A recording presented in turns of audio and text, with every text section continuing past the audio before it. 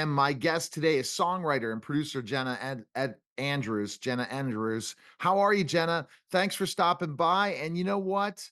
We're going to talk about the green room and much, much more. Appreciate you dropping in today. Of course. Thanks for having me. All right, so let's kind of, just kind of jump right into the specifically enough. You have been producing for a while with some really top talent and as a producer songwriter. How did that all start for you? I've been doing it really as a kid. I started writing when I was 14. And in high school, I just kind of, tried to sell tickets to as many people I knew coming into town that I could open for, just to sort of open the doors as much as I could. And then I ended up moving to Vancouver. I'm from Calgary, Canadian.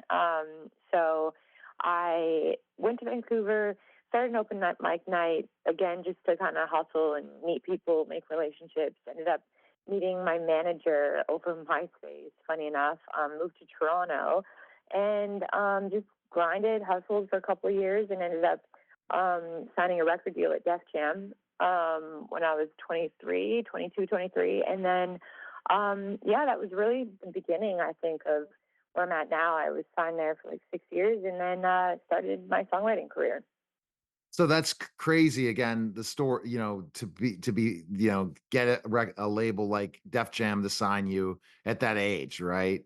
That's gonna be so real for you when that Um, happened. yeah, I mean, it was crazy. I mean, I think for me, I wasn't really expecting it. It was kind of one of those, like, my manager called saying that we're going to New York to showcase for LA Reid, and then just ended up signing, the day that I got there. But I've said this a bunch of times, but I really feel like it's just kind of the entry point. I mean, you don't realize at the time, you think, oh, I've arrived, but really it's just kind of like, even though you've been working your whole life, it's really like the beginning.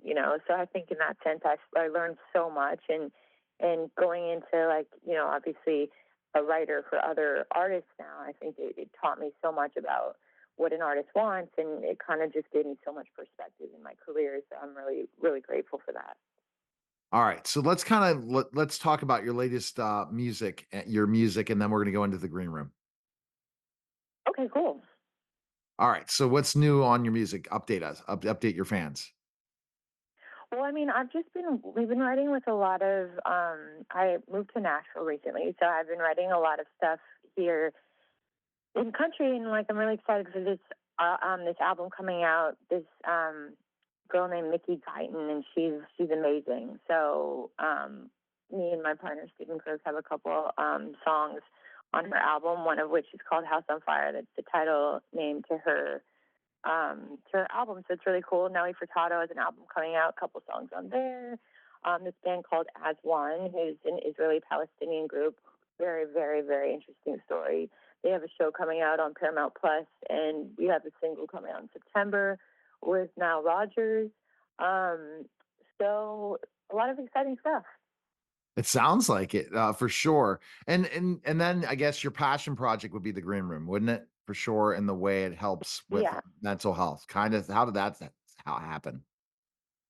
Well, I mean, it's just been something that has always been important to me in terms of the mental health space, because I've always struggled with anxiety and, just having a bunch of issues in high school as being bullied and things like that, and sort of feeling nervous to actually talk about it. And obviously, part of being an artist, obviously, there's a lot of pressure in that, and especially when you're coming from a place of anxiety, it's hard to, always feel comfortable, being able to actually feel okay being nervous or things like that. You always want to be on point. But what I realized is so many artists also feel that way, and to just kind of be honest and authentic to yourself is something that your fans really admire, because I think it makes them feel not alone, right? So I think starting a podcast to be able to talk about that, and especially having those fans listen, and sort of be like, we're all the same, we're all human, we all feel these things, I think.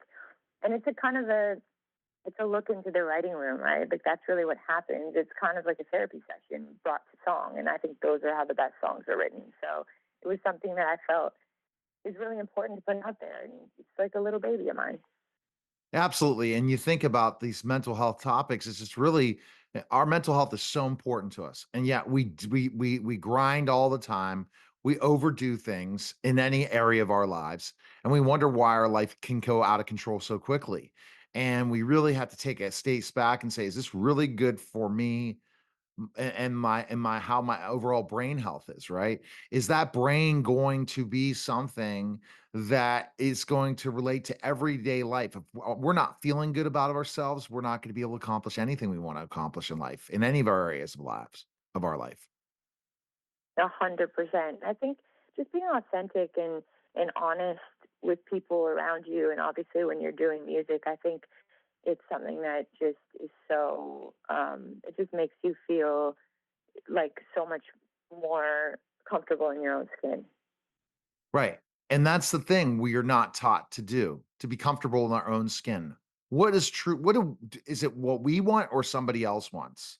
And are we truly living our authentic self? So important. Exactly. Mhm. Exactly. It's so important. Sorry to cut you off, but I was saying that, yeah, I think that it's so important to be that way because you learn that as much as we feel like we need to hide and, to feel accepted, people actually prefer when you're, just honest. I think it brings the best connections that we have in life, to be honest.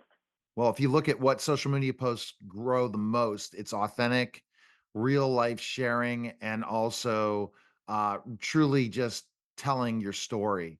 People don't want to be sold to, they don't want to be pitched to, they want to hear a story, they want to hear authentic, and they want to really see the vulnerability of people. And that's what ultimately, Exactly. yeah, if we don't, we're not being authentic to ourselves and we're not being straight. So I have a lot of my conversations on my podcast, radio show, television show, where I really go deep and share things about my life because I want my listeners and viewers to know, hey, this is truly who Neil is. 100%, 100%. I think that's what makes, especially in a world that social media can be so, so much pressure for people to live up to a certain standard. I think that it's really cool when people expose their real life and just things that make you feel more connected to the person rather to feel like, oh, it's something unachievable or whatever it is that people feel when they look at other people's lives that really we don't have any idea what's going on in their life. We just see what we see, right? But I think when you obviously are able to post things that are real and then you're comfortable enough to relate to your fan or to be able to talk to your fans in a real way, I think they really appreciate that. Absolutely. Okay. Best place we can find information on you. Look at check out all your music and also the green room. So all across every social media is the Jenna Andrews, and then the Green Room Talks is the Green Room Talks, and it's really just the same thing across all my socials. And then you can go to Spotify or Apple for the Green Room Talks as well. All right. Thanks, Jenna. Appreciate it. Of course, thanks for having me. You're welcome. You're listening and watching the Neil Haley Show, and we'll be back in just a moment.